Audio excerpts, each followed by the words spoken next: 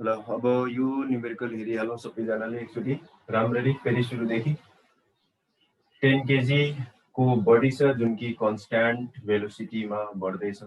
यहाँ एक्सेलरेसन छैन। 5 metre per second square यसको मास दिएको छ 10 केजी। ठिक छ। अब हामीले कति फोर्स अप्लाई गर्नुपर्छ ताकि मोसन मेन्टेन रहिरहोस्। किन फोर्स अप्लाई गरेनौँ भने त फ्रिक्सनले कुनै न कुनै समयमा रोक्छ त्यसलाई after certain interval of time. Okay, त्यसलाई ओभरकम गर्नको लागि हामीले के गर्नुपर्ने हुन्छ, त्यसको जुन फ्रिक्सन फोर्स छ त्यसको बराबर त्यसको अपोजिट डाइरेक्सनमा हामीले त्यो फोर्स लगाउनुपर्छ। ठिक छ, त्यही कुरा हो। अब यहाँनिर मास 10 केजी छ, दिएकै छ यहाँनिर भेलोसिटी 5 मिटर पर सेकेन्ड, अनि यो स्ट्याटिक कन्डिसन होइन, यो मुभ गरिरहेछ। त्यसकारण यसलाई हामीले म्यू के लेख्न सक्छौँ। म्यू के 0.20, ओके, काइनेटिक फ्रिक्सन मोसनमा छ। ठिक छ, अनि रेस्टमा हुन्छ स्ट्याटिक फ्रिक्सन। यो त्यही अनुसार कोएफिसिएन्ट युज गर्ने, coefficient of kinetic friction.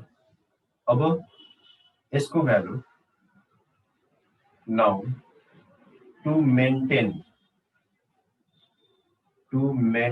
The motion, the force required is equal to frictional force, kinetic friction। किन यो के भन्न खोजेको, फ्रिक्सनले यसलाई रोक्ने काम त गर्छ, रोक्छ। यो फ्रिक्सनले यसलाई यसरी रोक्छ। ओके, यो काइनेटिक फ्रिक्सन एफ के लेख्ने, यसले रोक्छ। ठिक छ, यसमा हामीले एक्स्ट्रा फोर्स लगाएनौँ यसको अपोजिट डाइरेक्सनमा, यो फ्रिक्सनले गर्दा आफ्टर सर्टेन टाइम यो रुक्ने काम गर्छ। क्वेसनले के भनिरहेछ, हामीले कति फोर्स हरिजेन्टली यसमा अप्लाई गर्नुपर्छ ताकि यो मोसन मेन्टेन भइरहोस्। भन्नुको मतलब यो फ्रिक्सनले यसलाई यता रोक्ने काम गर्छ, हामीले हरिजेन्टली यसरी यसमा फोर्स अप्लाई गर्नुपर्छ। त्यो कति हुनुपर्छ, यो फ्रिक्सनको बराबर नै हुनुपर्छ। बढी भयो भने फेरि एक्सेलरेसन आइहाल्छ यसमा। यो राम्ररी बुझ्नु। ओके, यो क्वेसनमा फाइन्ड फ्रिक्सन त भने होइन, हामीले बुझ्नु पर्यो कि हामीले यहाँ फ्रिक्सन नै निकाल्नु छ। कसरी, यो फ्रिक्सनको बराबर फोर्स लगाउने हो भने मात्र यो मोसन मेन्टेन रहन्छ, युनिफर्मली अगाडि बढ्छ। बढी भयो एक्सेलरेट हुन्छ, कम भयो आफ्टर सर्टेन टाइम रुक्छ। So the force which is required in order to maintain the motion is frictional force. And यसको फर्मुला सारा दुनियाँलाई थाहा छ, mu K into R, R भनेको एमजी। अब राखै, यहाँनिर म्यू के को भ्यालु दिएकै छ 0.20, मास दिएकै छ 10 किलो, अनि जी यति नै हो। कति भइहाल्छ लास्टमा, यसको भ्यालु हामीले फाइन्ड गर्छौँ, लास्टमा आउँछ 20 हो, 20 न्युटन। ओके, एउटा 0 ले 2 लाई यता पार्छ, अर्कोले 2 × 10 20 बनाउँछ, 20 न्युटन। भन्नुको मतलब हामीले 20 न्युटन फोर्स यसमा अप्लाई गर्छौँ भने त्यो 20 न्युटन फोर्सले त्यो फ्रिक्सनलाई ब्यालेन्स गरिरहन्छ। ओके, अनि यो जुन भेलोसिटी छ त्यो आफ्नो हिसाबले अगाडि बढिरहन्छ। ओके, सो यो ए भयो, बुझिहाल्यो राम्ररी बुझिहाल्यो। अब बी ट्राई गरौँ। नाउ अब यो second, if force is remove, force remove भएपछि नम्बर बी को लागि यसको भेलोसिटी, इनिसियल भेलोसिटी कति छ 5 मिटर पर सेकेन्ड, रुक्छ, फाइनल भेलोसिटी आइपुग्छ।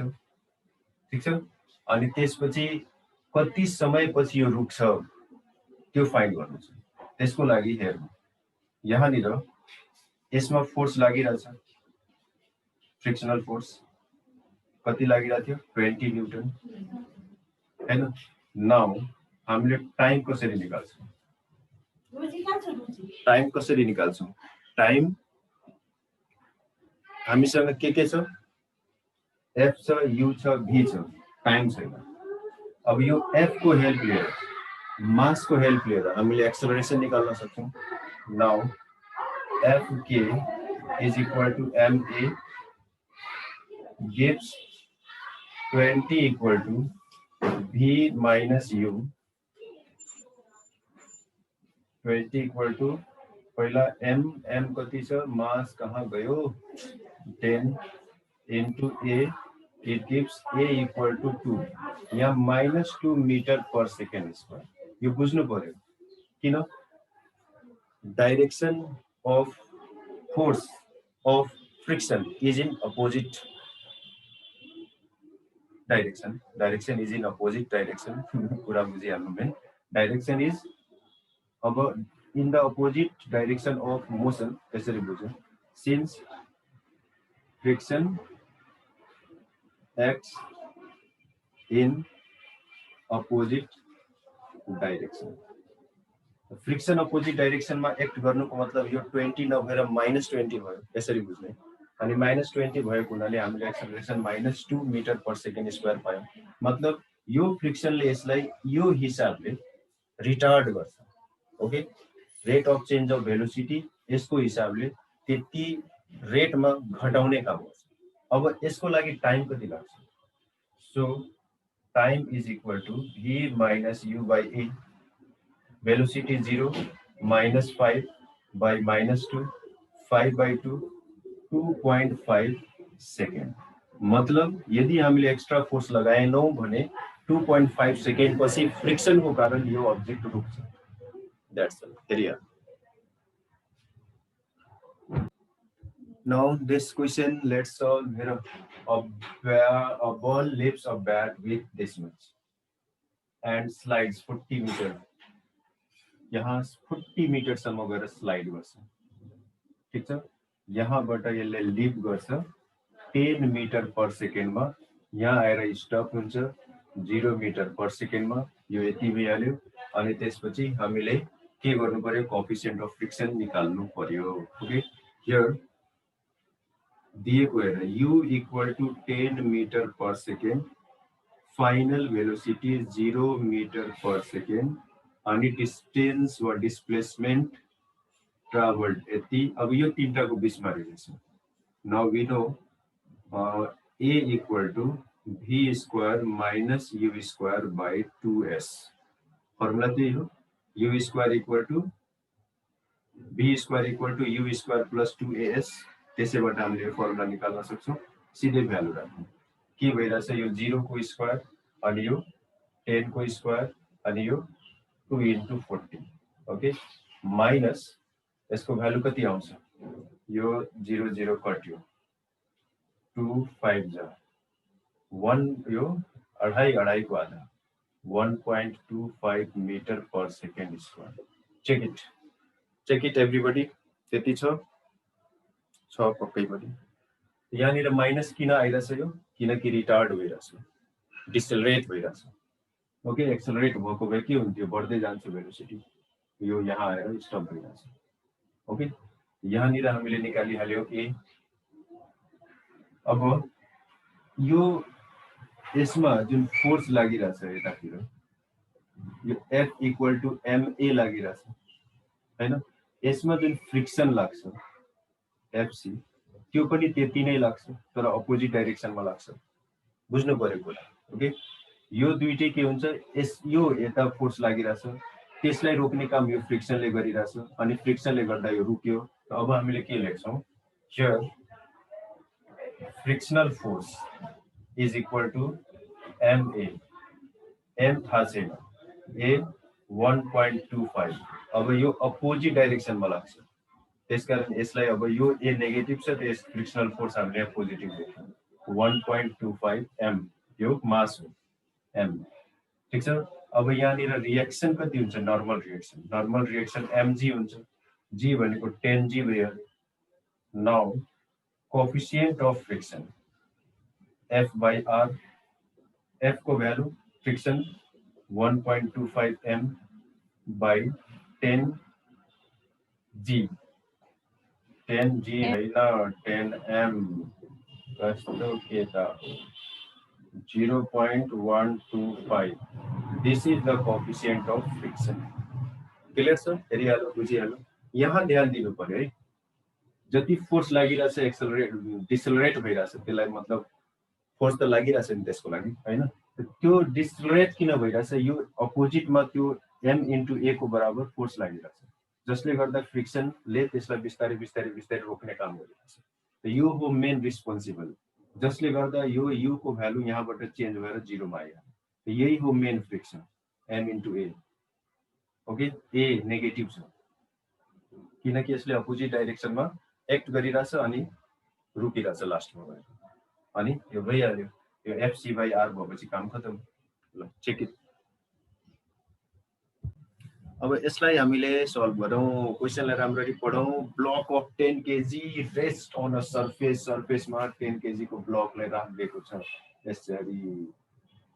ओके, बस। अब हेर, स्ट्याटिक फ्रिक्सन मतलब के हो? 0.20 छ। स्लाइडिङ फ्रिक्सन थाहा छ नि, स्ट्याटिक फ्रिक्सन, स्लाइडिङ फ्रिक्सन, त्यो सब हामीले पढिसकेका छौँ पहिले नै। ओके, अब स्लाइड भइसकेपछिको स्लाइडिङ फ्रिक्सन हो, हैन? अनि त्यसपछि स्ट्याटिक फ्रिक्सनमा लिमिटिङ फ्रिक्सन, स्ट्याटिक फ्रिक्सन, यो स्लाइडिङ फ्रिक्सन अलिकति रिकल गरिहाल्नु, प्रब्लम सल्भ गर्न काम लाग्छ। पहिला यो ए लाई सल्भ गरौँ। How large the friction force is on the block.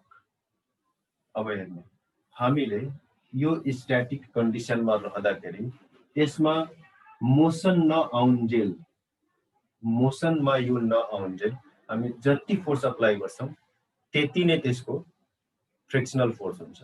Apply गर्दैनौँ, फ्रिक्सन छैन। Friction always acts in the opposite direction of applied force.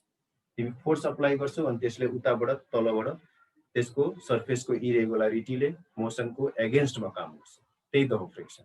यहाँनिर हामीले एमा के गर्छौँ? How large the friction force the block is at rest, so friction is equal to 0 right now। Rest में छ, friction 0 छ। ए नंबर सक्यो। बी को लागि सोच, बी को लागि सोच त what will be the friction on block if 5 Newton force is applied on the block। Okay, सोच त एकचोटी 5 न्यूटन फोर्स अप्लाई भइरहेछ, के हुन्छ होला? लिमिटिङ फ्रिक्सन यो जुन छ नि, static coefficient of static friction यो 0.20 छ। यसको हेल्पले हामीले लिमिटिङ फ्रिक्सन निकाल्न सक्छौँ। ओके, जस्तै यहाँनिर तिमीले के गर्न सक्छौ? यसको फ्रिक्सन जुन हो म्यू, यो स्ट्याटिक छ, एस लेखिदिरहेछु, बुझिराख्नु, इन्टु आर। ओके, अब आर भनेको त फिक्स भइहाल्यो, 0.20 आर। काइनेटिक हेर, मोसनमा आइसकेपछि म्यू के आर कति 0. कहाँ छौ 15 आर हैन। आर भनेको एमजी, एम भनेको 10, जी भनेको पनि 10, 100, 100 लेसलाई मल्टिप्लाई गर्नु 20 न्यूटन, 100 लेसलाई मल्टिप्लाई गर्नु 50 न्यूटन। यो दुईटाको मिनिङ पहिला बुझ, यो के भन्न खोजे हो? यसले के भन्न खोजे हो? मोसनमा आइसकेपछि त्यसमा काइनेटिक फ्रिक्सन 15 न्यूटन छ। मोसनमा आइसकेपछि यसलाई यसको मोसनको एगेन्स्टमा 15 न्यूटन फोर्सले काम गरेको हुन्छ, मोसनको एगेन्स्टमा फ्रिक्सनले काम गरेको हुन्छ। तर स्टार्ट गर्ने बेलामा just start to go in motion, okay, just start to come in motion, जे भन यसलाई मोसनमा आउनको लागि 20 न्यूटन फोर्स चाहिन्छ। ओके, अनि त्यसपछि यो के हुन्छ? जस्ट स्टार्ट्स टु स्लाइड गर्छ, यो लिमिटिङ फ्रिक्सन भयो। ओके, म्याक्सिमम हो त्यो। अब 19 न्यूटन पनि लगाउँछौ भने यहाँ फोर्स लगाउँदैनौ 0 न्यूटन फ्रिक्सनल फोर्स, 1 न्यूटन लगाउँछौ 1 न्यूटन फ्रिक्सन फोर्स। यो 20 न्यूटनमा आइसकेपछि 20 न्यूटन फ्रिक्सन फोर्स, अनि त्यसपछि त्यो मोसनमा आइहाल्छ, अनि मोसनमा आएपछि फ्रिक्सनल फोर्स घट्छ, अनि मोसनमा आइसकेपछि काइनेटिक फ्रिक्सन त्यसको 15 न्यूटन हुन थाल्छ। सिम्पल, हामी साइकल जब हाँक्छौँ सुरुमा अलि बढी फोर्स लगाउनुपर्छ, जब मोसनमा आउँछ त कम फोर्स लाग्छ, मतलब फ्रिक्सन कम भइरहेछ। ओके, तो यहाँनिर हामीले के लेख्नु पर्यो? बी नम्बरको लागि पहिला यो लेखिहाल्नु, यो फ्रिक्सन यसमा आउँछ mu S are equal to 20 newton. Kinetic friction यसको आउँछ mu K are equal to 15 newton. Okay, so when 5 Newton force is applied, So when 5N force is applied, then friction is also 5 Newton. 5 Newton apply गर्छु त 5 Newton लाई रोक्ने काम गर्छ. Capacity त उसँग 15 न्यूटन को छ. 15 न्यूटन भनेर छ 20 न्यूटन सम्म त्यसले रोक्छ. मतलब जस्ट 20 न्यूटन मा स्टार्ट टु मुभ हुन्छ. 20 न्यूटन सम्म होल्ड गर्ने क्यापेसिटी छ. जीरो हाल्छ मतलब कुनै पनि फोर्स अप्लाई गर्दैन, कुनै पनि फ्रिक्सन भएन. ओके, बुझ्नु राम्ररी. यदि फ्रिक्सन बढी भयो भने त अर्कै कुरा भइहाल्यो नि, यो झन् एन्टी डाइरेक्सनमा हिँड्न थाल्नु पर्ने हो. यसरी बुझ्नु. ओके, जति फोर्स अप्लाई भइरहेछ एन्टी फोर्स त्यति नै लाग्यो. ओके, तर 20 भन्दा बढी भएपछि हाम्रो फोर्स बढी भइहाल्छ अनि त्यो मोसनमा जान थाल्छ. यो बुझ्नु पर्यो कुरा. ओके, म्याक्सिमम फ्रिक्सनल फोर्स यही हो, 20 न्यूटन नै हो. त्यसले रोक्न सक्ने त्यसको क्यापेसिटी नै 20 न्यूटन. 21 न्यूटन कुनै हालतमा यहाँ हुन सक्दैन. ओके, त्यसले होल्ड गर्नै सक्दैन, मोसनमा आइहाल्छ बढी. Number C, what is the minimum force to start the motion in block? Very simple. The minimum force is 20 Newton. Minimum force is 20 Newton. यही हो minimum force. Okay, यहाँ हेर, static coefficient of static friction. यो 20 Newton सम्म hold गर्छ. मतलब exactly at 20 मा यसमा मोसन स्टार्ट हुन्छ. So this is the minimum force required to start motion in the block is minimum force to start motion is equal to how much? 20 Newton. Mu S R 20 Newton. That's it. ल बुझिहाल्यो त सबजना. एकचोटि राम्ररी हेर, एक एक step.